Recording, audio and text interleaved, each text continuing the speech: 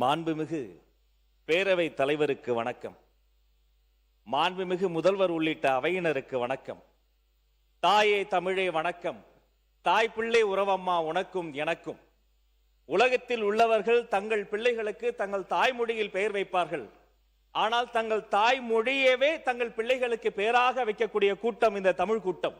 தமிழழகன், தமிழரசன், தமிழ் அழகி என்று மொழியின் பெயரையே தங்கள் பிள்ளைகளுக்கு வைத்து அழகு பார்க்கக்கூடிய கூட்டம் இந்த தமிழ் கூட்டம்.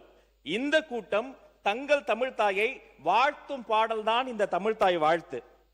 ஆனால் இது தமிழ் தாய்க்கான வாழ்த்து மட்டும் அல்ல.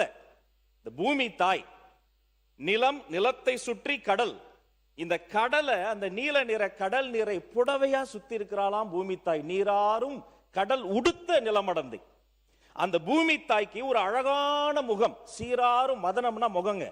அந்த சீராரும் வதனம் எதுன்னு பார்த்தா திகழ்பாரத கண்டம் இந்த பாரத தாய். இந்த பூமி தாய், அவளின் அழகான முகம் இந்த பாரத தாய்.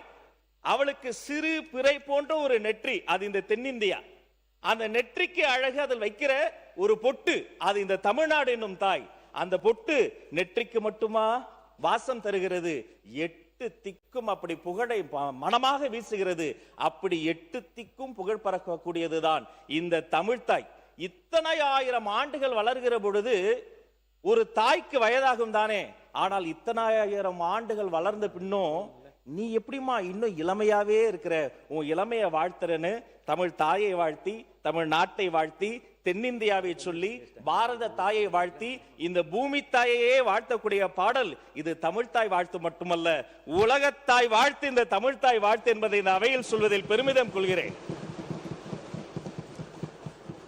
அப்படிப்பட்ட இந்த தமிழ்தாய் வாழ்த்திற்கு தமிழ்தாயின் தலைமகனாம், தமிழக வெற்றி கழகத்தின் வெற்றி தலைவராம், எங்கள் நெஞ்சமெல்லாம் நிறைந்திருக்கிற மாண்புமிகு தமிழக முதல்வர் கொண்டு வந்திருக்கிற இந்த தனி தீர்மானத்திற்காக அவரை இருகரம் கூப்பி வணங்கி வாழ்த்துகிறேன்.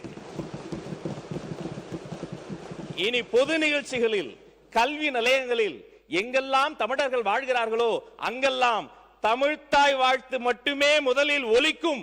அதற்காக தீர்மானம் நிறைவேற்றியவர் என்ற சரித்திரத்தில் முதல்வரின் பெயரே நிலைக்கும். அவரை வாழ்த்துகிறேன். இந்த தீர்மானத்தை உங்கள் மூலமாக வரவேற்கிறேன்.